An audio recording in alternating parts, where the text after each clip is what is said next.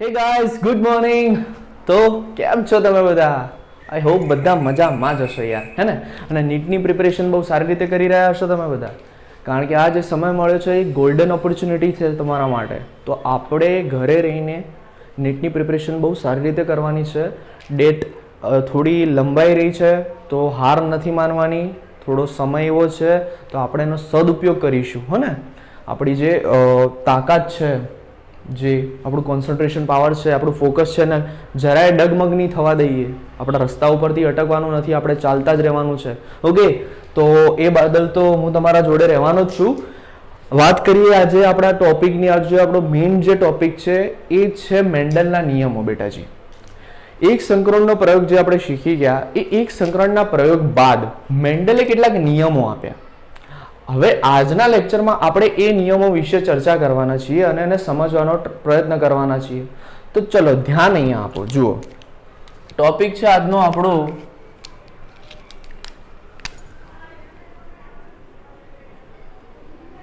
મેન્ડલના નિયમો. Okay, topic શું છે બેટાજી? મેન્ડલના નિયમો. હવે પહેલો નિયમ શું છે? ફર્સ્ટ લો, પહેલો નિયમ છે પ્રભુતાનો નિયમ. પ્રભુતાનો નિયમ. ઓકે, જેને અંગ્રેજીમાં કહેવાય છે લો ઓફ ડોમિનન્સ. શું? લો ઓફ ડોમિનન્સ, પ્રભુતાનો નિયમ. હવે ધ્યાન આપો, આ નિયમ શું કહે છે? આ નિયમ એમ કહે છે કે કોઈ એક લક્ષણ માટે કારક જવાબદાર હોય છે. ધ્યાનથી વાત સાંભળજો. કોઈ એક લક્ષણ માટે અથવા તો કોઈ લક્ષણ માટે, કોઈ એક લક્ષણ માટે અથવા તો કોઈ લક્ષણ માટે શું જવાબદાર હોય છે બેટાજી? કારક જવાબદાર હોય છે. કારક જવાબદાર હોય છે. ધ્યાનથી સમજજો આ વિધાનને. કોઈ એક લક્ષણ માટે કારક જવાબદાર હોય છે. એક્ઝામ્પલ તરીકે હું એક લક્ષણ લઉં છું ઊંચાઈનું, હાઈટનું. ઓકે, હવે એ ઊંચાઈ માટેની બે અભિવ્યક્તિઓ કઈ છે? બે વૈકલ્પિક કારકો કયા હોઈ શકે? તો કે ભાઈ એક ઊંચો છોડ હોઈ શકે, એક નીચો છોડ હોઈ શકે. સાંભળજો અહીંયા, લક્ષણ મેં એક લઈ લીધું છે ઊંચાઈનું. ઓકે, અને કારકો એના માટે બે છે. એની બે વૈકલ્પિક અભિવ્યક્તિઓ હોઈ શકે. ઊંચો છોડ પણ હોઈ શકે, નીચો છોડ પણ હોઈ શકે. પણ છોડ ઊંચો ક્યારે બનશે? કે જ્યારે એના જનીન બંધારણમાં કેવું જનીન આવશે ભાઈ? પ્રભાવી જનીન આવશે તો છોડ ઊંચો બનશે. જો એના જનીન બંધારણમાં પ્રચ્છન્ન જનીન આવશે તો છોડ કેવો બનશે બેટાજી? નીચો બનશે. એટલે કે છોડ ઊંચો બનશે કે નીચો? એટલે ઊંચાઈનું લક્ષણ એ કારક દ્વારા નિયંત્રિત થશે. ખબર પડે છે? ઊંચાઈનું લક્ષણ એ કારક દ્વારા નિયંત્રિત થશે. એટલે કે કોઈ એક લક્ષણ માટે કારક જવાબદાર હોય છે, અથવા તો કોઈ એક લક્ષણના નિયંત્રણ માટે કારક જવાબદાર હોય છે, અથવા તો લક્ષણોનું નિયંત્રણ કારક હેઠળ થાય છે. કારક એટલે શું? કારક એટલે જનીન બેટાજી. કારક એટલે શું? કારક એટલે જનીન કહેવાય ને, હે ને? વસ્તુ યાદ રાખજો પાછી. તો પહેલો મુદ્દો સમજાઈ ગયો તમને? બહુ સરસ. હવે સાંભળજો ધ્યાનથી. બીજી વસ્તુ જુઓ. બીજો મુદ્દો એમ કહે છે કે જે કારકો હોય છે, કારકો એ હંમેશા જોડમાં હોય છે. શું હોય છે? હંમેશા જોડમાં હોય છે. કારકો એ હંમેશા શેમાં હોય છે બેટાજી? જોડમાં હોય છે. શું? જોડમાં હોય છે. જુઓ, તમે વસ્તુ લઈ લો. ધારો કે તમે એક ઊંચો છોડ લો અને એક નીચો છોડ લો. ઊંચા છોડનું જનીન બંધારણ જોશો તો તમને આવું જોવા મળશે, કેપિટલ ટી, કેપિટલ ટી. નીચા છોડનું જનીન બંધારણ જોશો તો તમને જોવા મળશે small T, small T. Okay, પછી આમાંથી જ્યારે જન્યુનું નિર્માણ થશે, એટલે કે અર્ધીકરણ થશે, જન્યુનું નિર્માણ એટલે એક કેપિટલ ટી આવશે, આમાંથી એવી રીતે એક સ્મોલ ટી આવશે. બંને ભેગા થશે, F1 પેઢી જે બનશે એમાં તમારું કેપિટલ ટી, સ્મોલ ટી આવશે. તો હવે ધ્યાનથી સમજજો. આ તમારો કેસ 1 થયો, સમયુગ્મી પ્રભાવી કારક. ઓકે, આ તમારો સમયુગ્મી પ્રચ્છન્ન થઈ ગયું. શું થઈ ગયું તમારું? સમયુગ્મી પ્રચ્છન્ન થઈ ગયું. ઓકે, અને આ જે તમારું થયું એ વિષમયુગ્મી થયું, વિષમયુગ્મી પ્રભાવી. હવે જુઓ, ધ્યાન અહીંયા રાખો. જુઓ, કારક એ હંમેશા શેમાં હોય છે? જોડમાં હોય છે. તમે અહીંયા સમયુગ્મી પ્રભાવી કારકને જુઓ, જોડ દેખાય છે કે નથી દેખાતી? બે કેપિટલ ટી આવેલા છે, બે એટલે એક જોડ. એવી રીતે તમે અહીંયા જુઓ, સ્મોલ ટી એટલે એની પણ એક જોડ થઈ ગઈ. હવે વિષમયુગ્મીમાં પણ જુઓ, કેપિટલ ટી અને સ્મોલ ટી એટલે એ પણ એક જોડ થઈ ગઈ. એટલે કે બેટાજી જે કારકો આવેલા હશે એ હંમેશા જોડમાં જ આવેલા હશે, ક્યારેય એકલા જોવા નહીં મળે. ક્લિયર થાય છે? બહુ સરસ. હવે ધ્યાન અહીંયા રાખો. જુઓ, હવે સમજવાનું એ છે થર્ડ પોર્શન. થર્ડ પોર્શન શું કહે છે કે જે કારકો હોય છે, ઓકે, જે કારકોમાંથી F1 પેઢી આવવાની હશે અને એ F1 પેઢીમાં જે કારક એ પોતાની અસરને દર્શાવે છે એને કહેવામાં આવે છે પ્રભાવી કારક. શું?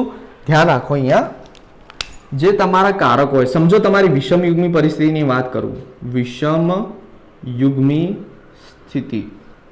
વિષમયુગ્મી સ્થિતિ એટલે કેવી સ્થિતિ? કેપિટલ ટી સ્મોલ ટી, આ વસ્તુ. હવે આના જન્યુ બને છે. જુઓ, એક બનશે કેપિટલ ટી, એક બનશે સ્મોલ ટી. સાંભળજો અહીંયા ધ્યાનથી, ખાલી સાંભળજો, તમને હાલ જ આવડી જશે કે વિષમયુગ્મી સ્થિતિમાં આપણે જોવા જઈએ તો આ બે વસ્તુ થાય. હવે જુઓ, મેં શું કીધું કે F1 પેઢીમાં જે કારક પોતાની અસરને પ્રદર્શિત કરશે, સમજજો, આ કેપિટલ ટી એ છોડને કેવો બનાવશે? તો તમે કહેશો સર આ કેપિટલ ટી છોડને ઊંચો બનાવશે. આ સ્મોલ ટી એ છોડને કેવો બનાવશે બેટાજી? તો તમે કહેશો સર આ સ્મોલ ટી છોડને બનાવશે નીચો. હવે સમજો, F1 પેઢી જે તમારી આવે છે, શું આવે છે? F1 પેઢી જે તમારી આવે છે, અને એ F1 પેઢીમાં આ બે પૈકી, આ બે કારકો પૈકી જે પોતાની અસર દર્શાવે છે, શું? આ બે કારકો પૈકી જે પોતાની શું દર્શાવે છે? અસર દર્શાવે છે. અસર દર્શાવે છે એટલે અસર દર્શાવે એટલે શું? કે તમે અહીંયા જોઈ શકો છો, અહીંયાથી કેપિટલ ટી આવ્યો, અહીંયાથી સ્મોલ ટી આવ્યો, બરાબર? એટલે કે ઊંચા છોડનું પણ અહીંયાથી કેરેક્ટર આવ્યું, નીચા છોડનું પણ અહીંયાથી એક વસ્તુ આવી, પરંતુ બંને ભેગા થયા અને F1 પેઢી આવી તો છોડ કેવો બન્યો? કે ભાઈ છોડ બન્યો તમારો ઊંચો. છોડ કેવો બન્યો બેટાજી? ઊંચો બન્યો. એનો મિનિંગ શું થયો કે કેપિટલ ટી ની હાજરીમાં સ્મોલ ટી એ પોતાની અસર દર્શાવી ના શક્યો. એટલે કેપિટલ ટી એ F1 પેઢીમાં પોતાની અસર દર્શાવી, જેના પરિણામે છોડ કેવો બન્યો? ઊંચો બન્યો. તો એનો મિનિંગ શું થયો કે તમારી જે F1 પેઢી હોય છે એ F1 પેઢીમાં તમે જોવા જો તો જે કારક પોતાની અસરને અભિવ્યક્ત કરી શકે છે અથવા એને દર્શાવી શકે છે, ઓકે, એવા કારકને તમે શું કહો છો? પ્રભાવી કારક કહો છો. તો હવે તમે જ વિચાર કરો, કેપિટલ ટી અને સ્મોલ ટી માંથી પ્રભાવી કારક કોણ બનશે? તો કે ભાઈ તમારો કેપિટલ ટી બનશે. સ્મોલ ટી માંથી તો કે એ તમારો પ્રચ્છન્ન કારક બનશે, કારણ કે એ પોતાની અસરને દર્શાવી શકતો નથી. અને બીજી એક વ્યાખ્યા કહીએ તો બીજી એમ કહી શકાય કે જે કારક, સમજો, જે કારક એ F1 પેઢીનું, જે કારક એ F1 પેઢીનું સ્વરૂપ પ્રમાણ નક્કી કરે. શું? સ્વરૂપ પ્રમાણ નક્કી કરે એ કારકને કહેવામાં આવે છે પ્રભાવી કારક. હવે ક્લિયર થાય છે? જે કારક એ F1 પેઢીનું પ્રભાવી, જે કારક એ F1 પેઢીનું સ્વરૂપ પ્રમાણ નક્કી કરશે એને કહેવામાં આવે છે પ્રભાવી કારક. ક્લિયર થાય છે? હવે સ્વરૂપ પ્રમાણ એટલે તો તમને ખબર જ છે કે છોડ ઊંચો થશે કે નીચો. ધારો કે આપણે એક લક્ષણ લીધું ઊંચાઈનું, એક ઊંચો છોડ લીધો, એક નીચો છોડ લીધો. હવે અર્ધીકરણ થયું, જન્યુઓ બન્યા અને F1 પેઢી આવી. આ તમારી શું આવી? આ તમારી આવી F1 પેઢી. તો F1 પેઢીમાં જે કારક એ સ્વરૂપ પ્રમાણ નક્કી કરે છે, ઓકે, સ્વરૂપ પ્રમાણ એટલે છોડ ઊંચો થશે કે નીચો થશે. હવે અહીંયા છોડ કેવો બન્યો? તો તમે કહેશો અહીંયા છોડ ઊંચો બન્યો. તો ઊંચો છોડ કેમ બન્યો? કેપિટલ ટી ને આધારે. તો કેપિટલ ટી એ તમારું શું બનશે ભાઈ? પ્રભાવી કારક. અને સ્મોલ ટી એ તમારું શું બનશે બેટાજી? પ્રચ્છન્ન કારક. તો આ થઈ ગયો તમારો મેન્ડલનો પ્રભુતાનો નિયમ. ક્લિયર થાય છે? Law of dominance. બીજી વસ્તુ એ છે કે આ જે નિયમ છે, આ જે નિયમ છે એ યુનિવર્સલી એક્સેપ્ટ કરવામાં આવતો નથી, હે ને? કેમ? કારણ કે આમાં અપવાદો જોવા મળે છે. કેટલાક અપવાદ જોવા મળે છે. આ નિયમમાં કેટલાક અપવાદ જોવા મળે છે. કયા કયા અપવાદ? તો એ અપવાદ યાદ રાખી દેજો. એક છે તમારી સંપૂર્ણ પ્રભાવિતા, એના વિશે આગળ આપણે ભણવાના છીએ. બીજું છે તમારી અપૂર્ણ પ્રભાવિતા. ઓકે, એક છે તમારી સંપૂર્ણ પ્રભાવિતા અને સેકન્ડ છે તમારી અપૂર્ણ પ્રભાવિતા. તો આ એ મેન્ડલના પ્રભુતાના નિયમના બે શું છે? અપવાદો છે, જે તમારે યાદ રાખવાના છે. નીટ એક્ઝામિનેશનમાં પૂછાઈ જાય. હવે આપણે સ્ટાર્ટ કરીએ મેન્ડલનો બીજો નિયમ ભણવાનો. ચલો જુઓ, ધ્યાન અહીંયા આપો. હવે બીજો નિયમ જોઈએ. બીજો નિયમ જે છે તમારો મેન્ડલનો, જે સેકન્ડ લો છે, એનું નામ છે વિશ્લેષણનો નિયમ. શું ભાઈ? વિશ્લેષણનો નિયમ, અથવા એનું એક બીજું નામ છે, એનું નામ છે કારકોની શુદ્ધતાનો નિયમ. ઓકે, શું નામ છે ભાઈ? વિશ્લેષણનો નિયમ અને કારકોની શુદ્ધતાનો નિયમ. ક્લિયર થાય છે? બહુ સરસ. હવે આ નિયમ શું કહે છે? આ નિયમ પ્રમાણે કે લિંગી પ્રજનન કરતા સજીવોમાં કારકોની એક જોડ આવેલી હોય છે. ધ્યાનથી સાંભળજો. લિંગી પ્રજનન કરતા સજીવમાં, સમજજો, લિંગી પ્રજનન, વાત અહીંયા શેની છે?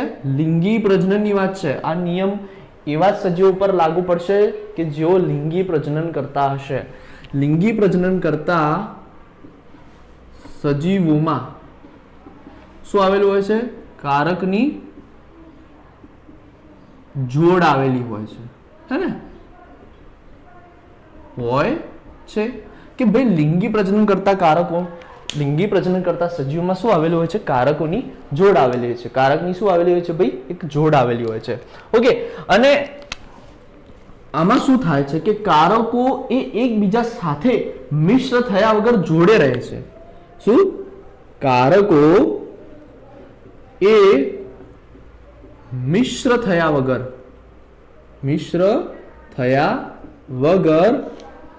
જોડે રહે છે.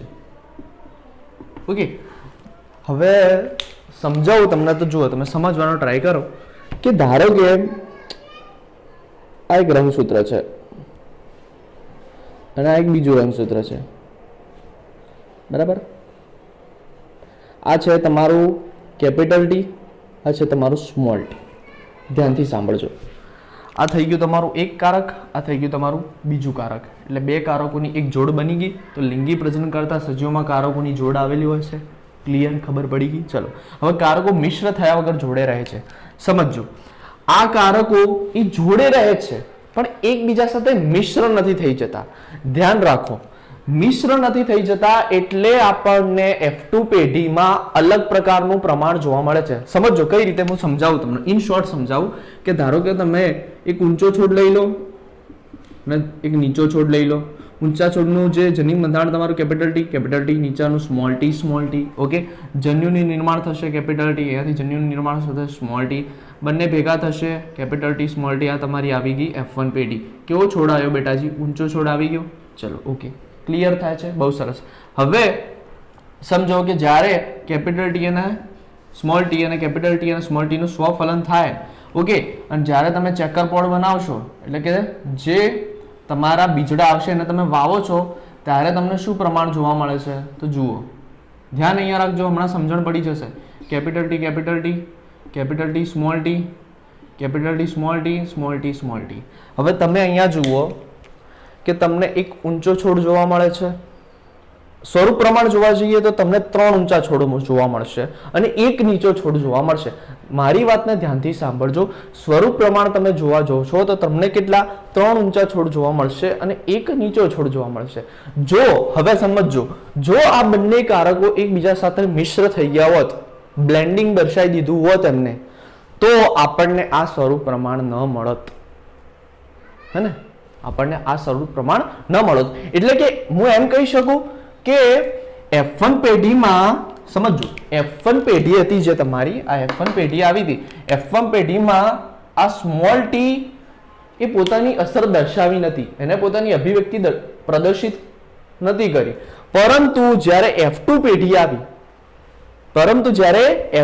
આવી, ત્યારે આ સ્મોલ ટી એ પોતાની અસર દર્શાવી અને જે 4 છોડ બન્યા એ 4 છોડ પૈકી 3 છોડ કેવા બન્યા બેટાજી?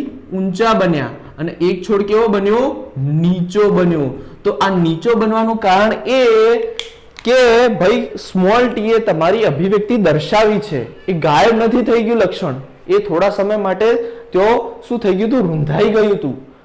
પ્રભાવી લક્ષણની હાજરીમાં એ વસ્તુ રૂંધાઈ ગઈ હતી, પણ સેકન્ડ જનરેશન જ્યારે આવી ત્યારે એ લક્ષણ અભિવ્યક્ત થયું. એટલે કે અહીંયા જે કારકો હોય છે એ મિશ્ર થઈ જતા નથી, એકબીજામાં જોડે જ રહે છે. અને ત્રીજું સેન્ટેન્સ ને એમ કીધું કે જ્યારે સમજો, જ્યારે જન્યુજનનની ક્રિયા થાય છે, જન્યુજનનની ક્રિયા થાય છે ત્યારે તે સ્વતંત્ર રીતે જન્યુકોષોમાં દાખલ થાય છે. ઓકે, જ્યારે જન્યુજનનની ક્રિયા થાય છે ત્યારે એ કારકો હોય છે એ સ્વતંત્ર રીતે, બરાબર, જુદી જુદી રીતે આખા સ્વતંત્ર રીતે જન્યુઓમાં શું થઈ જશે ભાઈ? દાખલ થઈ જશે. જન્યુકોષમાં શું થઈ જશે? દાખલ થઈ જશે. હવે સમજો, અહીંયા જન્યુજનનની ક્રિયા થાય, સમજો અહીંયા દર્શાવું છું, અહીંયા જન્યુજનનની શું થાય? ક્રિયા થાય. તો હવે એના બે જન્યુ બનશે, અર્ધીકરણની ક્રિયા થશે. આ એક જન્યુ બન્યો, બરાબર, આ બીજો જન્યુ બન્યો. આમ તો 4 બને, પણ અહીંયા સમજી લો હાલ ખાલી સરળતા ખાતર અર્ધીકરણ થાય એટલે આમ તો 4 જન્યુ બને. પણ હાલ સમજી લો કે અહીંયા જુઓ, અહીંયા તમારો શું આવી જશે? અહીંયા આવી જશે કે તમારો કેપિટલ ટી વાળું રંગસૂત્ર આવી જશે, અહીંયા આવી જશે તમારા સ્મોલ ટી વાળું રંગસૂત્ર આવી જશે. તો જ્યારે જન્યુજનનની ક્રિયા થાય છે, જન્યુજનનની ક્રિયા જ્યારે થાય છે ત્યારે તે સ્વતંત્ર રીતે અલગ અલગ જન્યુકોષમાં દાખલ થાય. એટલે કે એક કારક જે છે, ધારો કે તમારો આ કેપિટલ ટી વાળો કારક હતો એ એક જન્યુકોષમાં દાખલ થયું, અને તમારો સ્મોલ ટી વાળો કારક હતો એ બીજા જન્યુકોષમાં દાખલ થયો. આવી કન્ડિશન ક્યારે નહીં આવે કે એક જ જન્યુકોષમાં કેપિટલ ટી અને સ્મોલ ટી બંને દાખલ થઈ જશે. આવું ક્યારેય પણ નહીં બને. હંમેશા જન્યુઓ એ જન્યુજનન દરમિયાન સ્વતંત્ર રીતે જુદા જુદા પ્રકારના, એટલે જુદા જુદા તમારા જે જનન કોષો છે એમાં દાખલ થવાનો પ્રયત્ન કરશે. ઓકે, ક્લિયર થાય છે? આ વસ્તુ ખબર પડે છે? તો મેન્ડલે એ જ વસ્તુ કીધી. મેન્ડલે એ જ કીધું કે જન્યુજનનની જ્યારે પ્રક્રિયા થતી હોય છે, આ સમજી લો કે તમારી F1 પેઢી છે, અને F1 પેઢી બાદ અહીંયા શું થાય છે? જન્યુજનન થાય છે. જન્યુજનનની ક્રિયા થવાની છે, તો જન્યુજનનની ક્રિયા બાદ જે તમારા જન્યુઓ બને છે, તો એમાં દરેક જન્યુમાં એક એક સેપરેટલી તમારું કારક શું થશે ભાઈ? દાખલ થશે. કેપિટલ ટી એક બીજા જન્યુમાં જતું રહેશે અને સ્મોલ ટી એક બીજા જન્યુમાં જતું રહેશે. ક્લિયર થાય છે? બને એટલું સિમ્પ્લિસિટીથી મેં તમને સમજાવવાનો પ્રયત્ન કર્યો છે. બીજી એક વસ્તુ યાદ રાખજો, આ જે નિયમ છે એ યુનિવર્સલ લો છે. કેવો લો છે ભાઈ? યુનિવર્સલ લો. સમજી લેજો, લખી લેજો. કેવો છે? યુનિવર્સલ લો. એટલે કે એને સ્વીકારવામાં આવે છે વૈશ્વિક સ્તરે, હે ને? યુનિવર્સલી એને એક્સેપ્ટ કરવામાં આવે છે.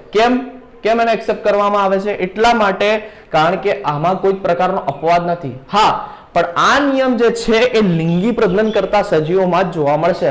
પછી તમે એમ કહેશો સર બેક્ટેરિયામાં નિયમ લાગુ પડે, તો એમાં ના લાગુ પડે. બેક્ટેરિયામાં લિંગી પ્રજનન ના થાય, હે ને? એમાં સેક્સ્યુઅલ રીકોમ્બિનેશન થાય. ક્લિયર થાય છે બેટાજી? ઓકે, ચલો, તો એમાં લાગુ ના પડે. તો આ વસ્તુ યાદ રાખો. ઓકે, તો વિશ્લેષણનો નિયમ, કારકોની સિદ્ધતાનો નિયમ, જેમાં કોઈ જ પ્રકારનો અપવાદ ન હોવાથી એને યુનિવર્સલ લો તરીકે સ્વીકારવામાં આવે છે. તો આ વસ્તુ ક્લિયર થાય છે? બહુ સરસ. તો આજના વિડીયોમાં આપણે આટલું શીખ્યા છીએ. તો આઈ હોપ કે તમને આવડી ગયું હશે. જોડે જોડે નોટ્સ બનાવતા રહેજો, NCERT ને રીડ કરતા રહો, અને કઈ વસ્તુમાં પ્રોબ્લેમ હોય તો મને કોન્ટેક્ટ કરો. ત્યાં સુધી ઘરે રહો, સેફ રહો અને તૈયારી કરતા રહો. ઓકે, આગળ જતા આપણા જોડે ઘણી સારી એવી ફેકલ્ટીઓ આપણા શ્રી બાયોલોજી ક્લાસીસમાં ઉપલબ્ધ થવાની છે. તો તમને એનો પણ મજા આવશે, એમના જોડે પણ ભણવાની. ઠીક છે? તો ત્યાં સુધી ઘરે રહો, સેફ રહો. વિડીયો ગમે હોય તો એને લાઈક કરો, શેર કરો. યાર, ગુજરાતી થાવ છો અને ગુજરાતી થઈને તમારા ગુજરાતી સરની હેલ્પ કરો યાર.